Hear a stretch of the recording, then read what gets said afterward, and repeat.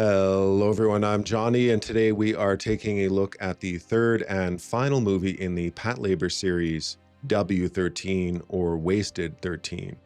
Some people find this the weaker of the three movies. I, however, think it might actually be the stronger. It at least takes a different direction than the other two. So let's take a look. Wasted 13 is still very grounded in the slow burn, political, detective pacing of the previous Patlabor movies, but it's also the most distinct, which in fairness could put someone off. It depends what you are looking for. Wasted 13 has suspense thriller elements and monster movie elements, something I wasn't expecting at all going into this movie.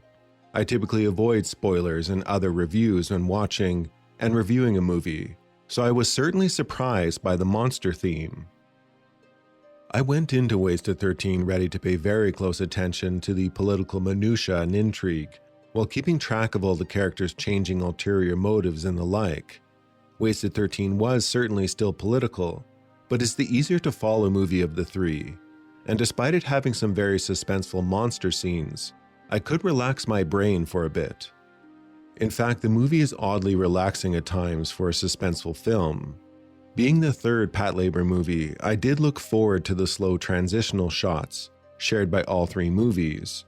Wasted 13 either had more beautiful cityscape shots, or I was just looking forward to them more. The art style constantly uses shadows, reflections, smoke, beams of light, debris, rain to keep us focused, while relaxing us, before a few grand action scenes. For an older anime reviewer, I do further have a strong bias for the series, as the movie animates so very well the vibe of the 90s. From the vehicles to the technology, the phones, and the computer scenes are always so detailed. I felt for a moment like I was sitting at this very computer vibing with this download. Even making a call from a phone booth, the animation is so well done, as is the sound design from the phones to the answering machines.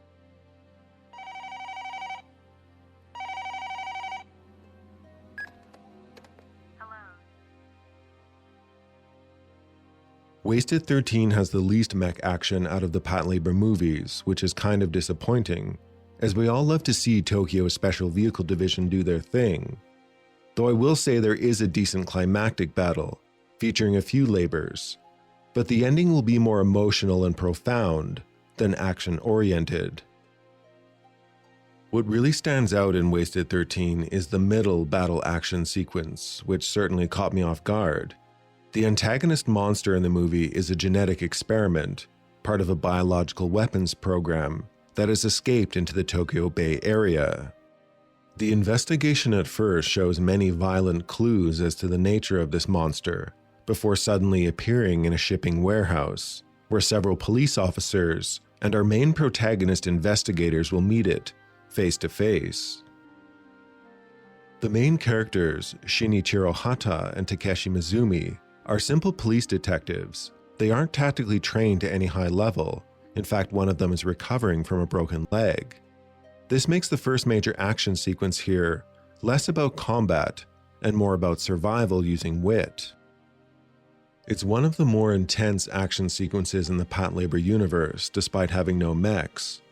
It further still has many of the stylish techniques from the other movies, particularly in relation to lighting. The detectives have to survive this monster, all while the warehouse is powering back up, with electronic doors frozen shut, and lighting mostly unavailable.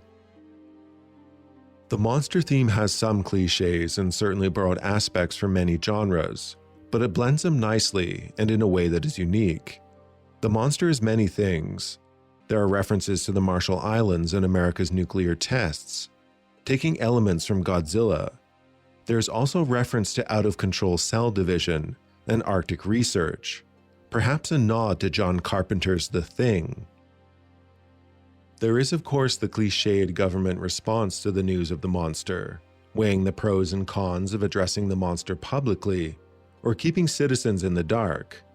With the monster's ties to certain corporations, the Japanese Defense Force, and the American military stationed in Japan, government agencies will naturally have conflicting objectives. But what is most interesting about this monster and its origins is far less political and more personal in this movie.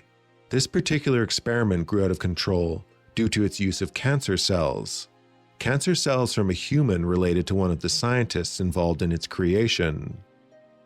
This adds a human element to the monster, and I wouldn't say it's on the level of, say, Frankenstein's monster, but it does add some interesting perspectives on grief, scientific overreach, and a warning about the dangers and miseries that can be created when men attempt to play God.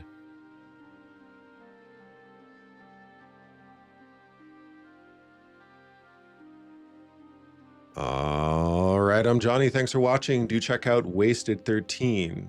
I personally liked it. I could understand why some people might not, especially since a lot of emphasis is not on our Tokyo Patrol labors, which we all, of course, love and enjoy. Anyway, let me know what you think in the comments section.